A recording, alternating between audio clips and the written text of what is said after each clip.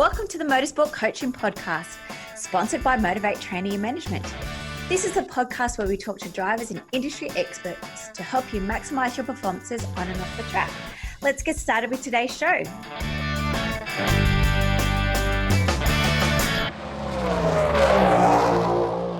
Hey guys, welcome to episode 84 of the Motorsport Coaching Podcast. I am your host, Melinda Risley, and today I'm joined by the very talented and beautiful Melinda Price. She's a mum and naturopath and a motorsport athlete with over 20 years driving experience in various categories. She has an amazing story that she's going to be sharing with us today. Thank you for everyone that has subscribed to this podcast. I hope you're enjoying the shows. We are coming up to our 100th episode and are looking for our 100th guest. So if you have someone that you'd like to be interviewed or you would like to be interviewed, please email us at win@motiv8training.com.au. We also recently have updated our website, so if you haven't seen our website before, please race over to motiv8training.com.au. And let's get started with today's show. So Melinda, welcome to the Motorsport Coaching Podcast. Thank you. It's been a long time in the making, hasn't it? It has been. I have been trying to track you down for a long time.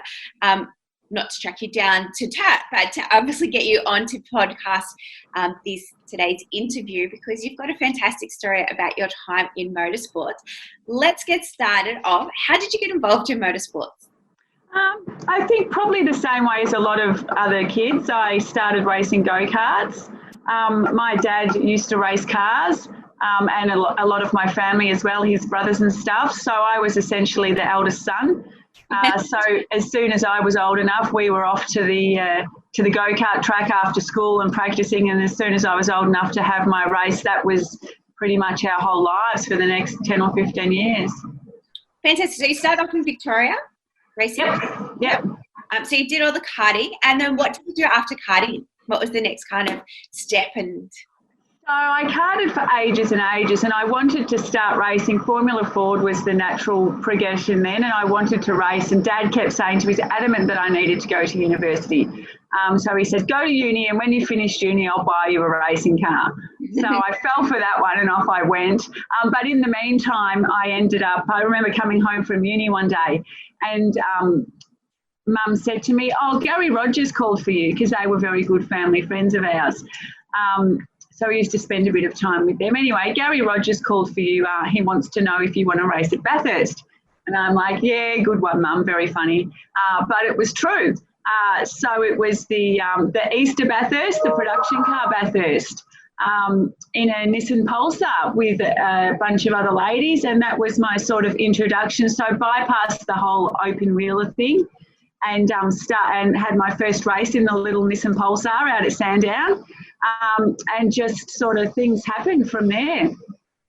Now, Melinda, obviously this is audio, so people can't see you, but you really don't look like a day over 30. So tell us how long ago was this? What year are we talking about? Well, I do have a big birthday coming up in a few months that I was debating whether to let slide or not, because I figure if it happens while you're in lockdown, in isolation, and you can't celebrate, perhaps you get to put it off for another year. But I'll be 50 this year. I know it's a big number, isn't it? So, karting would have started in the late 70s for me, and so early 90s probably when I started racing in cars. Mm-hmm. All right, so now we know if we're at Sandown, we've done Nissan. What was the next step? So how did your relationship continue with GM? GR. GRM. We did some more racing, and we did a couple of the endurance races up at Bathurst, and that was, amazing.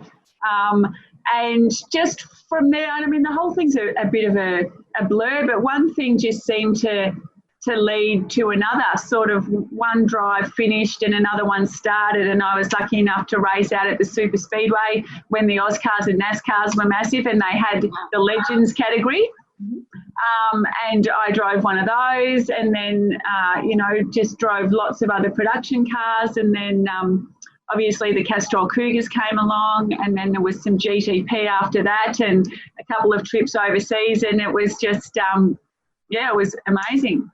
I love the fact how you're just like rolling over all of these major events, and for you, you've lived it, and you probably don't think much of it, or you probably don't like talking to yourself, but people are kind of like, hey, hang on, go back a few steps.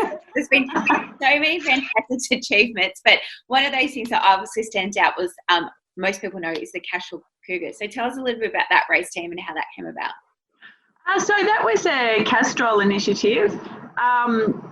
And they just decided to, that they wanted to try and run a car for some female competitors.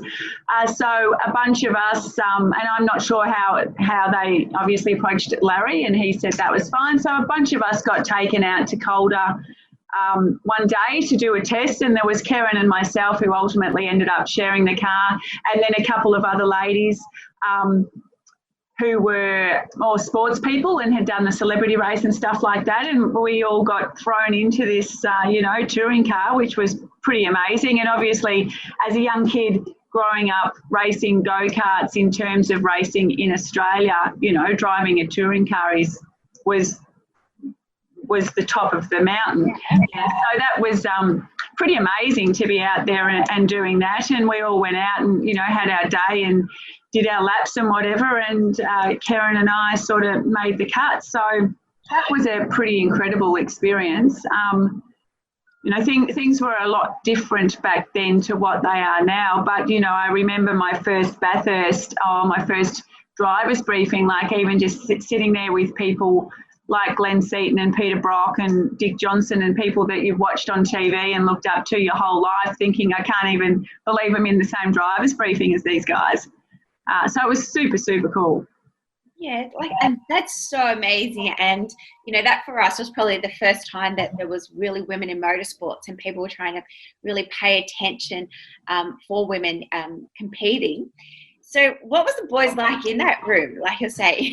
It was a really mixed bunch, let's say. There was quite an age differential in the other competitors. There were some that were a little bit older that probably had a little bit more of that mainstream, old school chauvinistic kind of point of view. But, the younger guys that I grew up racing go-karts with and stuff, they were very accepting. I mean, we'd all known each other for years, and to them I was just another driver. So it was a mixed bag. Some people, the younger ones embrace it and were happy for me to be there, and I think the older ones perhaps not so much. And how did you overcome that? Like, was there any, really big discrepancies, or I don't want to say like harassment to use those kind of words, but was there any kind of, I guess, conflict or, any uneasy periods that you had to go through during that time? Look, I've obviously had a few bad experiences, and I guess we all have those. Some things can be a little bit more complicated by being a female, but for the most part, the way that my dad brought me up and my mentality was that I was adamant to not expect to be treated any differently in any way just because I was a girl. Yep. And that's still my point of view now. There's no reason why women can't drive as fast as men. It's not like football or something where those big physical, things really just, make a difference. I just wanted to be one of the boys. But look, there's challenges that are unique to not being one of the boys, but for the most part, it was pretty good. Fantastic. And what was kind of like one of your favourite moments that you had during your race career when you're at the peak of it? My very favourite was lucky enough to go over and race at the Nürburgring. Wow. Yes, a few times, and I went over there and raced the Beetle with Ross Palmer and Sir Jack Brabham. So it was pretty amazing to be doing a race with Sir Jack, and even just to have my name on the same window as his name, in the same car is pretty cool. So we were up there on a practice day, and he took me for a lap of the Nürburgring. So I'm strapped into the passenger seat, and he's there driving, and he gives me a big smile as we're leaving the pits, and he says, It's not very often these days I get to make a young girl squeal. Oh. With this big, cheeky smile on his face. And, off we went on our lap of the Nürburgring, which is obviously a really long lap. Like in the Beetle, I think it was, 9 or 10 minutes or something like that. So he obviously knew the track really, really well. Yeah. And much better than me. And I felt like he was trying to, make me nervous and hold on. And I was trying to sit there with my arms folded, being all cool. And so at one point he we came up this blind hill and we went flying off the track through the grass, and I'm like, and grabbed onto the thing, and he obviously knew exactly where we were and I didn't. So we've just neatly popped up over back onto the track on the other side, and I looked over and he was in hysterics, pissing himself. Look, that's absolutely on top of it. Yeah. How exciting, Linda. So jealous. And so you mentioned that your father said that he wasn't going to buy you a race car until you went to uni. So you kind of believed him but didn't. But you did end up going back to university. At what age was that, and why did you decide to go back to uni? Well, so that was actually the first time. So this was I finished high school in 1988. So I did a science degree.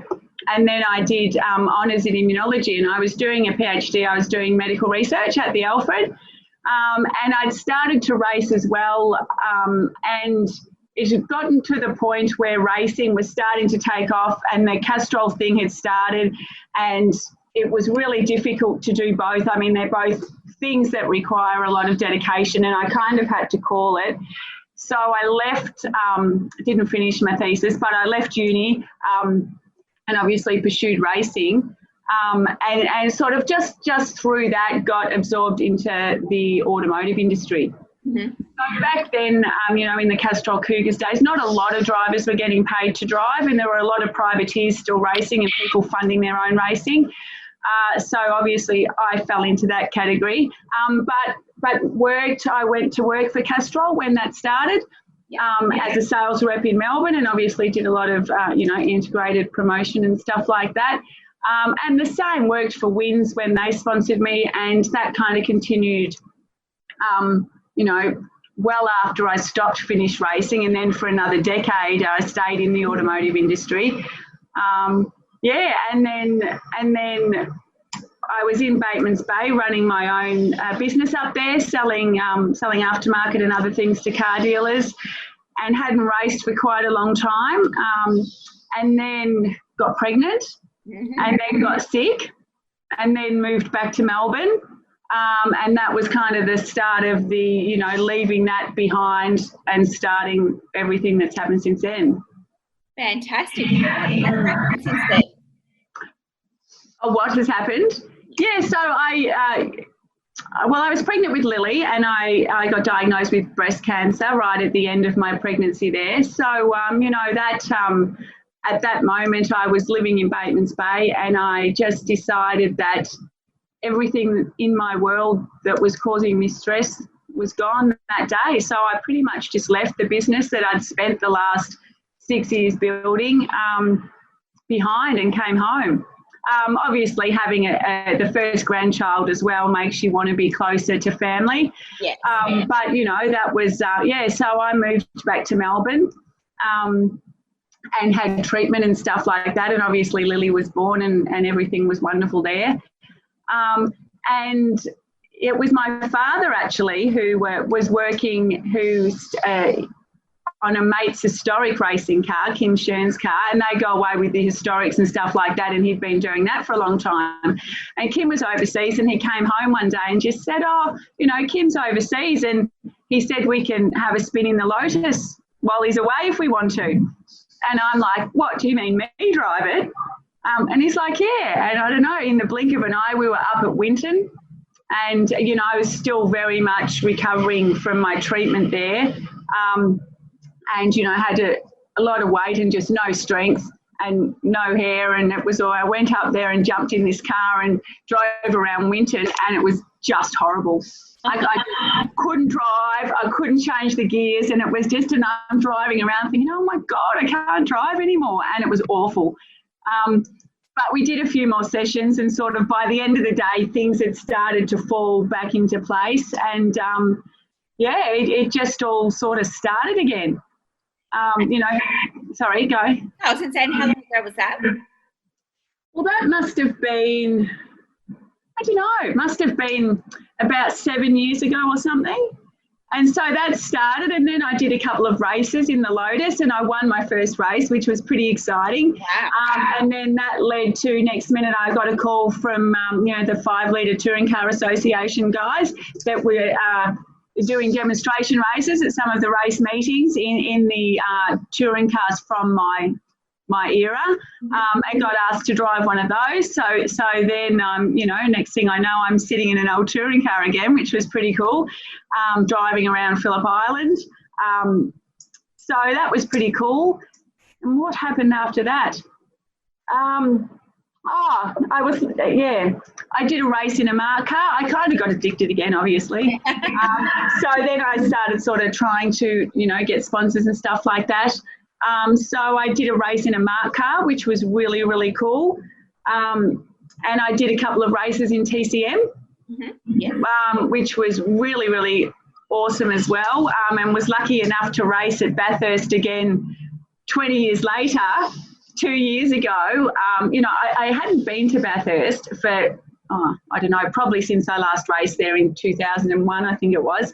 And I went up there with a bunch of people and just forgot how magical the whole thing is.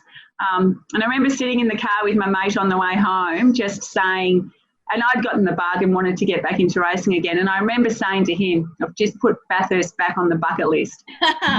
And so somehow it all fell into place, and got, the custom plates came on board and sponsored me in TCM, and I got to go back there and race in 2017. And that was, this happened to be the 20th anniversary of the Cougars' first race there. So it was all super cool. And last year I started racing go-karts again, which I have done, since I was, a little girl, I guess. So after a few bumps and bruises and a bit of strength training, completely addicted to go-karts. Yep. And, just hoping that I might be able to, pull some budget together and race cars next year. Fantastic. And so where are you racing karting now at the moment? Well, no one's racing at the moment, but it's all obviously shut down for now. But the RKA, Retro Karting Australia, we had 5 events planned sort of through New South Wales and Victoria. And so they were all booked in, but sadly we've only managed to have one so far this year. And, there is another one planned for November in Geelong, which I imagine is unlikely to happen. So there's also, and again, these are, I'm obviously very retro as I say all this out loud, but these are not the new go-karts. These are the ones from, that I raced when I was a teenager. They're the same chassis that are all pre-2000 and the same engines and stuff. So super cool. And a lot of the people that I grew up racing with, as we've all come full circle and are back doing that again 20 years later. So there's also, it happens up in Queensland, which I was hoping to do a couple of races up here as well, because obviously there's nothing happening anywhere else in the country for us, but sadly the stars haven't aligned, so have to wait till next year. Oh, so you're still very passionate about it, Melinda. So great to hear. So I always love catching up with yourself. And what do you think keeps driving your passion? What do you love about the sport? I mean, I don't know. I had that break, and when I left, I'd been through, I'd done it my whole life. Sort of straight from karting to cars, and that was what I did. And it's just, it's what you know. And it got to the point for me where I'd had a few bad experiences and a few things, and it just got to the stage where there was more that I didn't enjoy than I did enjoy. And I had that break and went off on my merry way to take over the world and start a business and all of that. And when I came back, when Dad and I were at Winton that day and it was all unfolding and starting again, I sort of look back a year later and think, how could I have not been doing this the whole time? What was I thinking? So I think, it's part of, it's obviously just in me there, and obviously there's a few racing genes in the family, but I think it's also about the people. Yeah. And what I enjoy so much more this time about TCM and the retro karting and stuff is that they're my people. Now I come back and I'm choosing to do it in the category that I want to do it in with the people that I like, and I feel like that's where I belong. And every RKA meeting is like a big reunion for us. We all go back to when we were teenagers and sit there, and so it's and obviously we're all still incredibly competitive and want to win and stuff, but certainly not as fit as we were 30 years ago. But it's just now. If I have my 5 weekends away racing or whatever, they're the people that I want to spend that time with, as well as getting my rev fix. So much more enjoyable this time around. Oh, that's fantastic. And has Melinda got that? Well, I hope so. I hope she's inherited no driving genes from her father at all, or else we're in a bit of trouble. He couldn't be less of a car person. No, I've taken her out to the go-kart track a couple of times down in Melbourne, just the little high kart one, and she's had a bit of a spin around. So desperately waiting for, things to be opened up again and the restrictions eased. And the first thing I'll be doing is getting her to the track, because she's 9 now and she has expressed a bit of an interest. And obviously my dad, Poppy, who was always the hard taskmaster trainer of, young karters coming through, is ready to to help her go faster and stuff. So, yeah, I can't wait to go to the track with her, and I hope she loves it. Oh, I'm hoping my boys are going to start next year too, so we might be on some tracks again. Absolutely. And it's funny, everybody that I know that's got kids doing it now is like, don't do it, because obviously things have changed a lot, since I was young, and it's a lot more professional and really stepped up a notch. But anyway, no, we're going to have a go and see how we go. Fantastic. Well, I'd like to see you out there again. But you have come back. You did end up going back to uni for the 3rd time. That's right. Sorry? You end up going back to uni for the 3rd time to do naturopathy? Yeah. So after I got sick and I'd finished my business and stuff, I guess I had always had a big interest in naturopathy and always seen a naturopath sort of throughout my life. And kind of in the back of my mind, it was like, if I won Tats Lotto and didn't need to work again, I think that's what I'd like to do. And it obviously didn't happen that way. But when you're 9 months pregnant and someone says you've got cancer, I guess all that matters to me is that I have this beautiful little baby who wasn't even born yet, and all I want to do is make sure I'm around for the next 40 years, 50 years, whatever, to be her mum. Yeah. So that is what started, all of that. Obviously a lot to just know and understand and do as much as I could to fix my personal health, and, probably spread that to the people that I know and care about as well, so I can look after them too. Fantastic. And can you tell me more, what is it for the people who don't know? I'm struggling to hear you, sorry. That's all right. Isaac, can you tell us a little bit more about what it actually is for those who don't know? Yeah, so naturopathy is natural medicine, I guess. It's, pretty much anything that you might go to your doctor with, you could see a naturopath with. Rather than treating you with pharmaceuticals and masking symptoms and things like that, we tend to, it's a very holistic approach. So we look at your body as a whole, and if there's something wrong with you, it's connected to everything else. So we try and find out what's causing that and fix the problem, rather than just sort of, put you on a pill for life or something like that.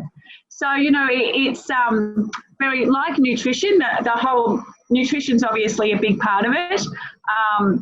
with food and exercise and stuff like that. But we have all our nutraceuticals and obviously a whole range of amazing herbal medicines and things like that.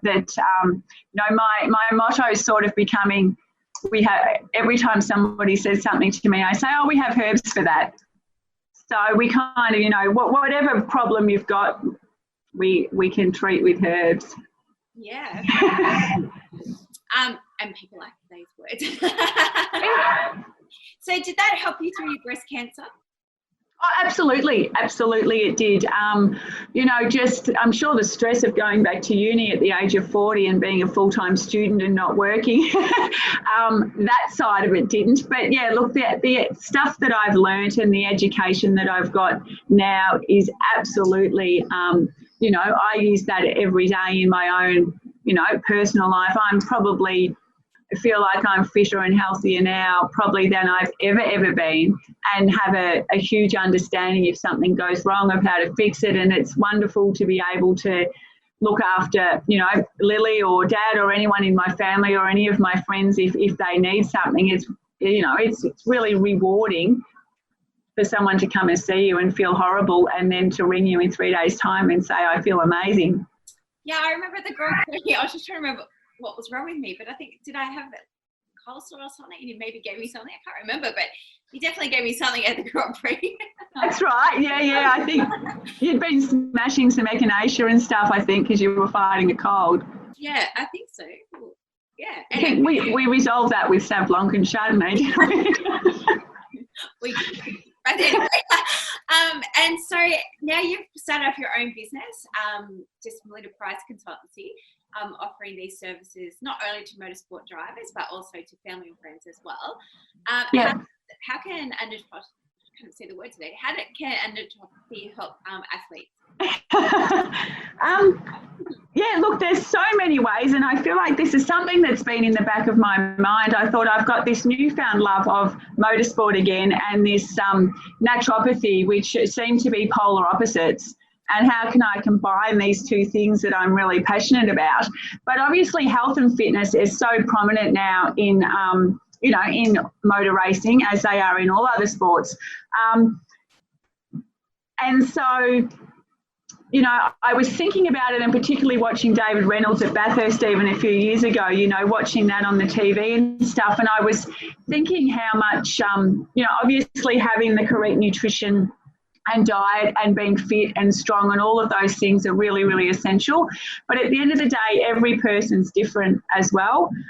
And people might have food sensitivities or eat this or not that. So it's a completely different, every person is completely different. But I think there's so many other things besides that dietary and fitness thing that affect you as a race driver, particularly over a race weekend. I mean, some people might get super, super stressed and anxious and wound up. And obviously we have herbs and remedies and things like that to support your nervous system to stop that from happening. Some people have issues with sleep and some people don't. There's things for cognition enhancing and stuff like that. And obviously if you're stressed or anxious, it affects your digestion. So everything's connected. So I think by analysing what people go through on a very individual basis over the course of the whole weekend, and knowing their health history, you can really make sure that every single part of them is in the best shape it can be. And how have you overcome, I guess, people having their own thoughts and opinion on this service? So people might think that it's, like all witchcraft or it's just for... Well, yeah, it's certainly, we're certainly not, running around sprinkling pixie dust and clapping our hands 3 times or something like that. But, there's always, you're never going to be able to please everybody. And in my opinion, the proof's in the pudding. There's a few drivers and people that I've been training for a while already that have had amazing results. And, it's not going to be for everybody, and that's fine.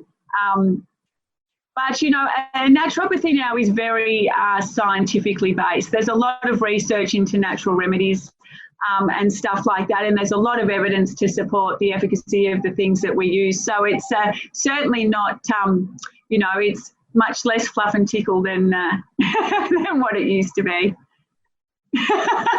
Well, I was just putting it out there because I know people probably might be like rolling their eyes going, really? So I just wanted to and people don't understand often what it is that you do. And so there's just that association with a word of having no idea what it really means. But, that's, I guess, part of my job is to get the message out there of what it is that I actually do and, fight those wars. And like I said, the proof is in the pudding. It is. And how can people access your services? I can't talk today. I'm pretty easy to find on Facebook and Instagram. I have a new Melinda Price Naturopath page on Facebook and on Instagram. So, just touch base, shout out.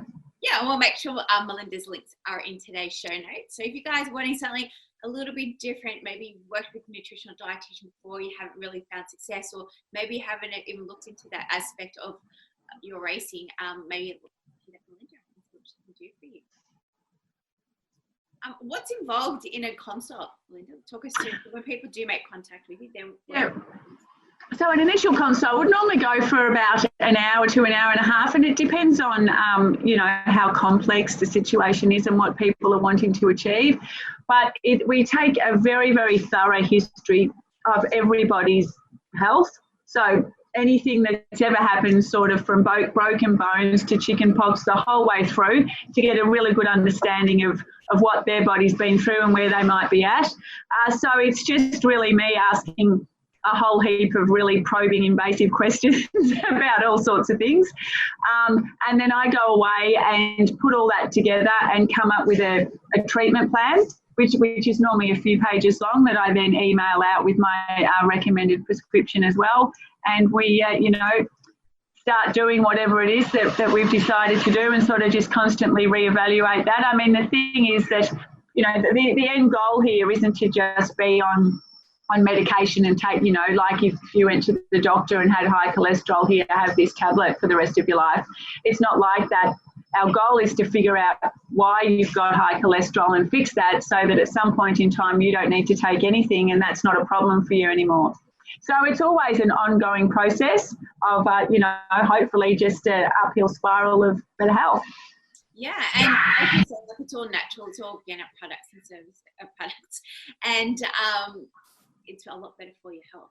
Yeah, well, that's the other thing. There are no side effects, and obviously in terms of doping and stuff like that as well, even just treating inflammation and pain and stuff like that, we can do very, very well with herbs and nutraceuticals and stuff. So there's a particularly in sport, I think a need for that too, and where you don't have to compromise in another area by having some horrible side effect. And I think even just not race weekends, but there's a lot of work we can do in between as well, because I think our industry in general has a really high chemical exposure.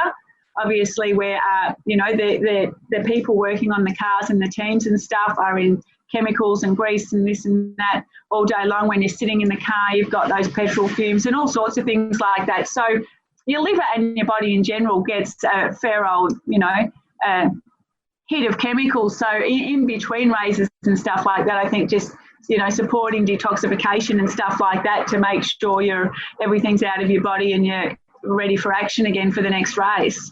Yeah, and you see that insight there, you're just saying, I wouldn't even thought about the environment, I guess, in chemicals that, we inhale. Again, like if you're looking for that 1% performance, it's exactly what you do. Yeah, exactly, for sure, yeah.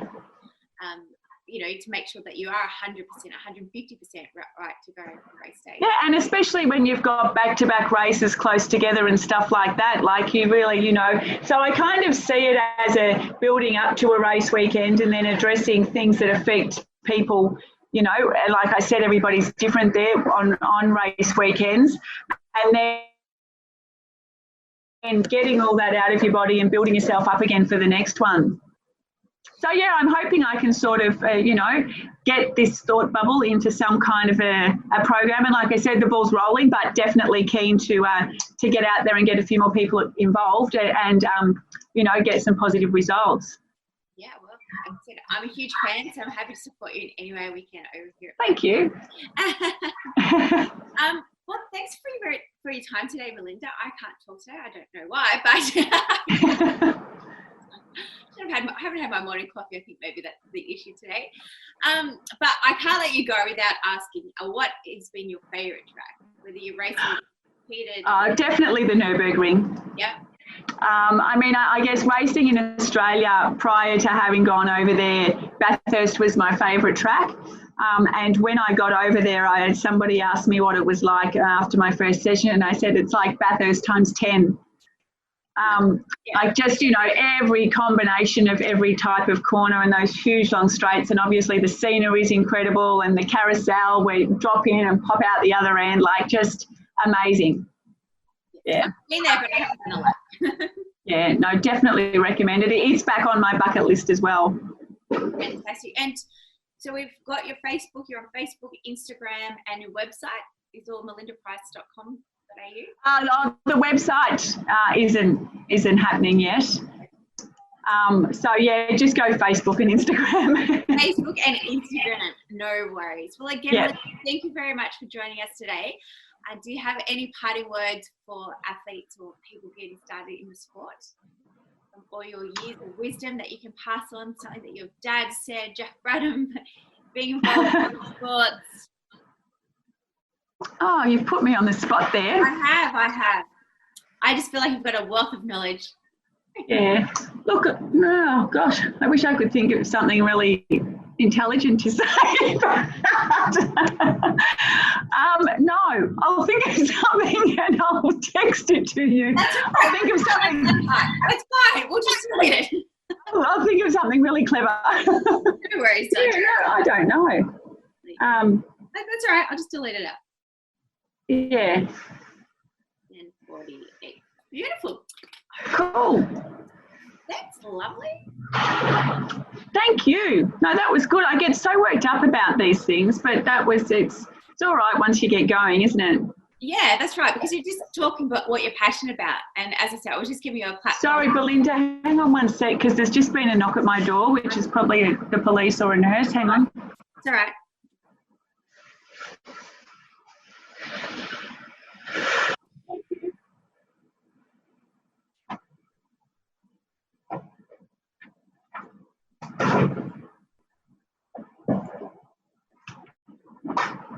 Yes, it was a policeman.